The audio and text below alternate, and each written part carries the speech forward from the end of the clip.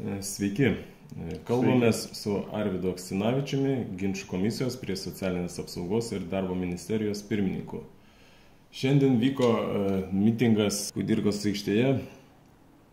Kaip apibendrintumėt, kas ten vyko, kokie reikalavimai buvo, koks požiūris ir peticija, dar kiti dalykai? Tai natūralu, kad profesinėms sąjungoms kelia susirūpinimą tas įstatymo projektas, kuris bus teikiamas Seime pirmadienį.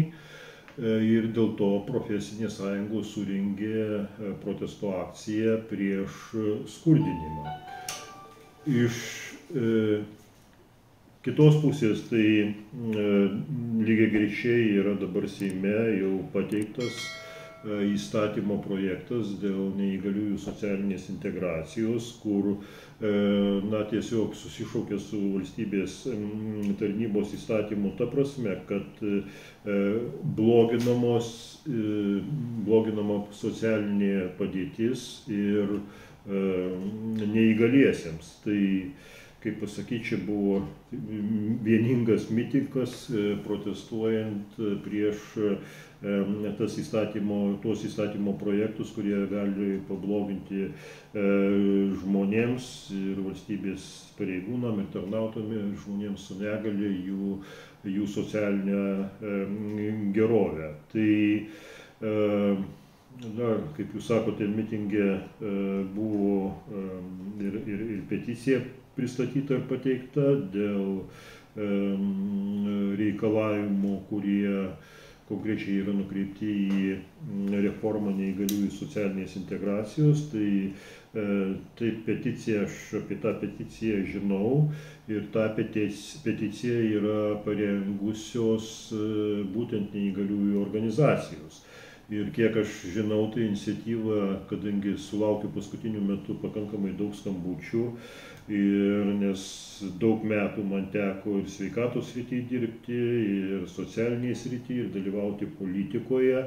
Ir iniciatyva iš esmės iš Žemaitijos regiono, iš to krašto, ir labiausiai neįgaliųjų organizacijas iš to krašto piktina, kad kuomet buvo pristatoma reforma, buvo kalbėta, kad tai yra suderinta su neįgaliųjų organizacijomis ir panašiai. O paaiškėja, kad tos neįgaliųjų organizacijos, jos apskritai, ta prasme, tik tai yra kažkokias nuogirdas girdėję apie tą reformą.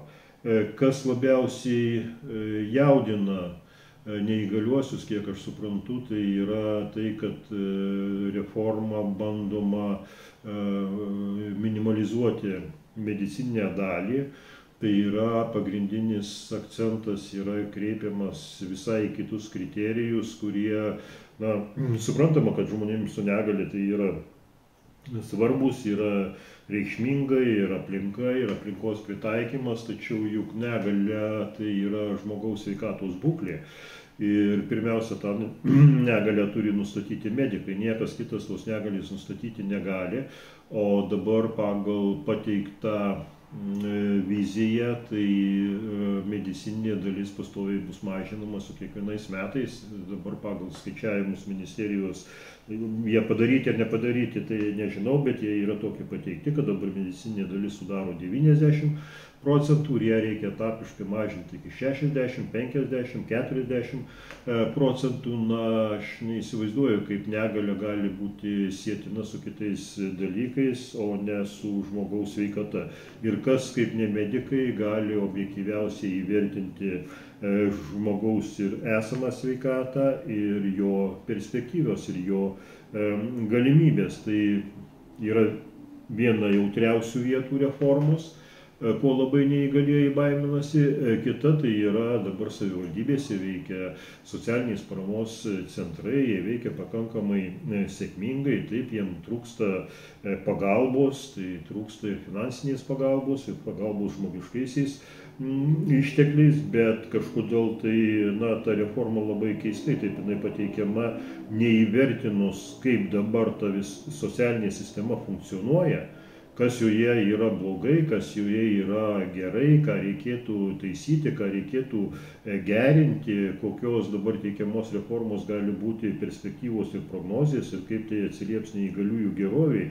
Tai niekas nepadaryta ir net tie reformai kaip ir socialinės paramos centrai, kurie veikia jau daug metų ir tikrai žmonės atsakingai dirba, socialiniai darbuotojai, atvejo vadybininkai, jų darbas yra tiesiog nuvertinamas ir nekorektiškai nuvertinamas, kad dabar viskas yra blogai, o po reformos taiga pasidarys viskas gerai. Tai mano vertinimu, norint, kad kažką tai pagerinti, tai reikia, kaip minėjau, stiprinti tas grandis, kurios jau dabar veikia, kurios veikia pakankamai efektyviai ir kada pasakoma, kad reforma kainuos 6 milijonus, o žinant Lietuvos išlaidumo indeksą, 2,3 koeficientas jų indeksas yra, tai gaunasi apie 14 milijonų. Tai iš tiesų tie 14 milijonų būtų ženkli suma, padedant ir socialinės paramos centram ir per juos padedant neįgaliesiems. Dar vienas momentas, kuris užkliuvo labai ir ministerijos viceministrė pateikdama Seime reformos viziją, jinai kalba apie sąvokų tobulinimą, apie diskriminaciją, kad neįgalieji neturėtų vadintis neįgaliaisiais, kažkaip tai jie turėtų būti pervadinti kitaip ir kad čia yra pagrindinė diskriminacija ir reikia taisyti sąvokas. Bet nekalbama apie tai, kad pagrindinė diskriminacija ir mano įsitikinimu žiauri diskriminacija, tai yra žmonių gyvenimo, žmonių su negale pragyvenimo, žmonėm reikia valgyti, žmonėm reikia mokėti už šildymą ar taip toliau. Apie tai reformoje nekalbama, apie tai mes negirdime, kaip bus pagerinta, ką žmogus, ta prasme, kiek gaus daugiau išmokų, kiek bus ten pandusų įrengta, kiek jie gaus neįgaliųjų vežimėlių, kaip su vidaus organų lygomis sergantiems žmonėms ir turintiems negalę, kaip jiems pagerės ta padėtis, apie tai mes negirdim. Tai yra, manau, reforma, kuri, kaip aš sakau, pateikiama kaip debesėlis, o tą patį patvirtino ir socialinės apsaugos ir darbo ministerijos viceministrė, kad tas įstatymo projektas tai yra tik tai vizija. Man tekę yra būti Seimo nariu, tai mano kadencijoje tokios vizijos tai jau po pateikimo būdavo jom nepritariama, liaudiškai tariant, metamos į šiukšlių dėžę, nes ką dabar, ta prasme, Seimo nariai kalba rimtais veidais ir kur tik tai esmė yra įstatymo vizija. Tai jie perka katę maiše, nes puikiai žinome visą technologiją įstatyminės eigos, tai yra, kad po įstatymo yra eilė priimamų teisės aktų, tai yra po įstatyminių aktų ir kaip pati viceministrė išsireiškė, tai esmė bus po įstatyminiuose teisės aktuose. Tai kaip gali Seimo nariai rimtai kalbėti apie reformą, apie įstatymo projektą, jeigu jie nedalyvaus po įstatyminių teisės aktų priėmime. Jie net nežinos, kas ten yra įrašyta ir kaip ten yra įrašyta. Tai kaip mes galim taip neatsakingai elgtis su neįgaliaisiais. Man tai iš tiesų kelia siaubą. Kelia siaubą tai, kad yra kuriama kažkokia tai agentūra, kur viskas bus centralizuota, o paprastai, reiškia, po tokio centralizavimo eiga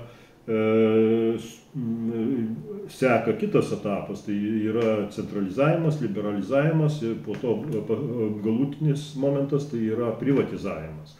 Tai aš, pavyzdžiui, neįsivaizduoju, kaip privatizuota socialinė politika, kur kažkoks tai verslas bus interesuotas pelnu, kaip jinai funkcionuos ir kaip ji tarnaus neįgaliųjų labui. Tai čia yra vienas žiauriausių momentų. Agentūra pasiima valdymą, agentūra pasiima kontrolę, agentūra pasiima finansavimą ir kalbam apie vieną langelį, tai čia iš principo jau yra netiesa. Koks vieno langelio principas, jeigu agentūra priklausys ministerijai, o socialinės paramos centrai savivaldybėm. Tai jau yra, tiesiog koks čia vienas langelis, kai tvarkys neįgaliųjų reikalus ir valdys dvi institucijos. Tai užprogramuota ir tarp institucinis konfliktas, tarp kitko dėl to dėmesį atkreipė ir prieš šitą reformą pasisako ir savivaldybių asociacija. Tai manau, jis supranta, kad savivaldybėm priklausantys socialinės paramos centrai, jie tiesiog liks podukros vietoje, kur turės daryti juodą darbą, bet neturės nei jokios sprendžiamosios galios, nei finansų tvarkymo, nei panašiai. Dar vienas momentas, tai yra akcentuojama į atvejo vadybininką. Kaip jau minėjau, socialinės paramos centruose, ypač dėl vaikų priežiūros, tai yra tie atvejo vadybininkai, bet tas toks, pateikimas, nepasakant, kad agentūroje esantys atvejo vadybininkai, kokios jie bus profesijos, kokia jų kvalifikacija, kokia jų atsakomybė. Tai, teko visai neseniai, visa Lietuva kraupo nuo vaiko teisių specialistų, kur vaiko teisių specialistais dirbdavo žmonės su kriminogeninė praeitimi, kur teko girdėti, kad funkcionavo tie vaiko teisių specialistai, tiesiog parazitavo užimama padėtimi, eidavo į namus ir reketuodavo žmonės, reikalaudavo susimokėti arba bus paimtas vaikas. Tai yra tokios kalbos, kurios buvo, teko girdėti ne vieną kartą ir buvo rašyta ir spaudoje apie tas problemas. Tai ar vėl mes nesukursime dabar tų laikų, kur ten prieš 4-5 metus iškilo viskas viešumoje neįgaliesiems.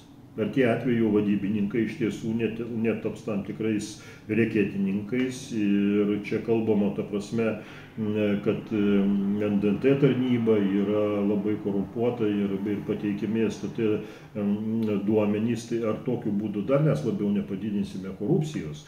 Juo labiau, kad kiekvienas įstatymo projektas, kiekviena reforma turi būti pateikiamas ir antikorupcinis vertinimas, o tas antikorupcinis vertinimas tai ne tik tai mane, bet ir Seimo narius pasiekė dabar tik tai spalio pirmom dienom, kai teisės aktų sistemoje šitas projektas buvo registruotas birželio mėnesį ir jau tuomet turėjo būti ir antikorupcinis vertinimas. Tai kada vyko Seimo neįgaliųjų teisių komisijos posėdis pirmadienį, tai tuo labai pasipiktino Seimo narė Rimantė Šalaševičiūtė ir tiesiog viceministrė net neturėjo ką pasakyti, prižadėjo, kad bus pateikta. Nežinau, ar pateikta ar nepateikta Seimo nariai, bet tai yra labai rimta problema. Taip nesielgiama ir taip teisės aktai reformos nepateikinėjamos, nes ir kitas momentas yra, kad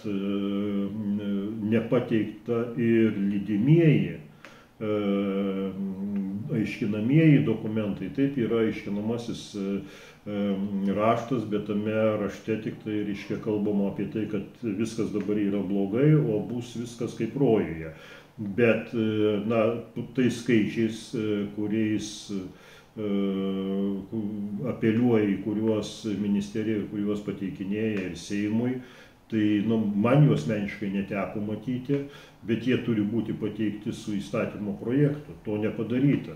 Dar vienas momentas, tai yra puolama, nežinau kodėl, tikriausiai gal žinau kodėl, ginčų komisija prie socialinės apsaugos ir darbo ministerijos ir puolama iš principo dėl to, kad per daug mes tenkinam neįgaliųjų skundų. Tai, na, taip yra, iš tiesų šiais metais yra tenkinama beveik 50% neįgaliųjų asmenų skundų, kurie nepatenkinti NDT tarnybos sprendimu, bet tai mes juos pagrindžiam galiojančiais teisės aktais, medicininiais dokumentais ir tais kriterijais, pagal kuriuos turime vertinti negalią, darbingumo procentus, spec poreikius ir panašiai, tai viskas yra pagrįsta. Ir kuomet mes kaltinami, kad gadinam statistiką tokiais skaičiais, tai man tuomet nesuprantama, ar tarnybos valstybės institucijos turi tarnauti žmogui ar kažkokiai statistikai. Kalbama, kad panaikinus ginčų komisiją, dabar ginčus nagrinės toliau administracinių ginčų komisija, bet noriu pabrėžti kelis dalykus. Administracinių ginčų komisija medikų jinai neturi. Na, sakoma, kad kam tie medikai, jeigu bus galima pasisamdyti kažkokius tai ekspertus. Bet ekspertai taip, medikai surašys savo pastebėjimus, savo kažkokias tai išvadas pateiks, bet, tose išvadose ir medikų konsultacijose reikia susigaudyti, reikia susivokti, reikia sugebėti svarbiausia jas pritaikyti tinkamai neįgaliajam, kad galima būtų įvertinti jo neįgalumo būklę, darbingumo procentus. Tai neturint medikų tai yra neįmanomas dalykas. Iš karto galiu pasakyti, nes mes irgi turim ginčų komisiją teisę konsultacijų specialistų, tuo naudojamės ir gauni konsultacijų išvadas, gauni specialistų konsultacijas, rekomendacijas ir tu tada bandai pritaikyti tam neįgaliajam pagal jo sveikatos būklę, pagal jo poreikius, pagal jo skundą ir pagal tuos kriterijus, kurie yra numatyti vertinimuose. Tai man iš viso tai yra nesuprantama, atimti medikus iš neįgaliųjų, tai yra tikrai nusikaltimas. Politinis, socialinis, bet tai yra nusikaltimas ir žmonėm, kurie ir taip yra nuskriausti likimo, dar bus padaryta tikrai netitaisoma žala, kada jų tolesnį gyvenimą iš viso, ta prasme, minimaliai tik tai medikai galės prisidėti prie jų tolesnio gyvenimo. Ir dar vienas momentas, kada, ta prasme, aš kaip ginčų komisijos pirmininkas ir ginčų komisija apskritai nepritarė šitai reformai, tai kalbamos tokios nesąmonės, kad mes čia laikomės įsikibę savo kėdžių. Tai aš galiu pasakyti, tai gėda taip kalbėti, nes taip mes praeitais metais teikėm prašymus, kad būtų padidintas mūsų darbo užmokestis, nes aš šiandien jums galiu pasakyti taip, kad komisijos narys, teisininkas, kuris turi 15 metų teisinio darbo praktiką, jisai į rankas gauna 760 eurų. Tai atvirai pasakau, tai gerbiama ministrė, viceministrė ir kiti, kurie sako, kad čia mes laikomės dėl savo kėdžių, ateikit ir padirbkit ir pasidėkit tokiuose kėdėse, pasižiūrėsim, kokia bus laimė. Dabar jau, kai bandoma įsukti tą reformą, kuri tikrai bus žalinga neįgaliesiem, tai ginčų komisijos narių tai yra principo reikalas maksimaliai ginti neįgaliuosius. Ir mūsų ta dėstoma pozicija tai yra vardant tų pačių neįgaliųjų, nes tą mes situaciją matome, kaip minėjau, kad priekaištaujama dėl tų beveik pusės tenkinamų neįgaliųjų skundų, tačiau jie yra pagrįsti ir jeigu mes sugebam padėti bent pusiai neįgaliųjų, kurie kreipiasi į ginčų komisiją, tai manau, tai yra mums garbė ir tai yra puikus mūsų darbo rodiklis. Tikriausiai jau pabaigai, reiškia, pradėjom nuo peticijos, tai ir pabaigsim, tai turiu čia tą peticijos tekstą. Jį galima rasti socialiniuose tinkluose, o adresas tai yra www.peticijos.com/stop negaliųjų reformai. Tai kiekvienas iš pritariančių tiem reikalavimam, kurie išdėstyti peticijoje, pritardami tai, ką aš išsakiau, tuos nuogąstavimus, tai tiesiog žmonės kviečiu pasirašyti ir prisidėti prie neįgaliųjų skurdinimo stabdymo, apie ką šiandien ta tema buvo ir mitingės stop skurdinimui. Tai tiek gal trumpai. Ačiū Jums.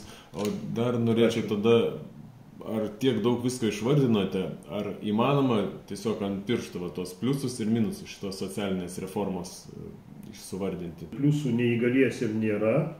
Nebent galima lenkti pliusus, na, nežinau, tiems, kurie pasinaudos tą neįgaliųjų reformą, bet tikrai pasinaudos neįgalieji. Tai yra kažkieno, tai tikriausiai yra tam tikri interesai ir kaip jau sakiau, tai galbūt po liberalizavimo ateis ir privatizavimo etapas, tai tiesiog pliusas bus tiem, kurie sugebės privatizuoti tą agentūrą, nes ir pas agentūros pavadinimas privatizacija yra labai patraukus, nes tikrai, aš nematau pliusų, tikrai nuoširdžiai sakau, nematau. Tai, kad ten, reiškia, tuos pavadinimus reikia koreguoti, savokas, taip, bet tai čia, ne pirmos būtinybės klausimas. Pagaliau tas savokas ir pavadinimus galima koreguoti ir dabar veikiančiuose įstatymuose. Tikriausiai savokos yra tik kabliukas reformai. Taip, tai yra savokos, pavadinimai yra priedanga reformai, o turinys, esmė yra bloginama. Tai aš nežinau, kiek čia, ta prasme, tikriausiai tūkstančių žmonių neįgaliųjų galima užlenkti pirštus dėl tų minusų, apie ką jūs ir uždavėt klausimą. Čia nei mano, nei jūsų ranko pirštų užlenkimo neužtenka dėl neįgaliųjų socialinės padėties pabloginimo, kad būtų išsamei parodyta, kas gresia. Privatizavus, manau, pagrindas nukentės rūpybos kokybė, pati kokybė, nes sieks išlaidų mažinimo, sieks didesnių pelnų ir šitoj vietoj. Tikrai taip, jūs absoliučiai teisus, tai yra privatizuoja, tai verslininkai privatizuoja, verslo pagrindinis tikslas yra koks? Pelnas. O pelnas kieno sąskaita, tai be abejo, kad kenties tie žmonės, kuriems turėtų būti tarnauti ta visa neįgaliųjų socialinės integracijos politika ir visa socialinė politika. Tai turi tarnauti neįgaliesiems, o dabar perspektyvoje greičiausiai tarnaus verslui. Tai dauguma institucijų ir organizacijų turi išlikti valstybinės, kad jos deramai atliktų savo darbą. Tikrai taip. Tai ypatingai pakliuvę į kitas rankas tiesiog praras kokybę. Taip, ir nukentės paprasti žmonės. Tikrai taip. Supratau. Gerai, ačiū Jums. Ačiū Jums.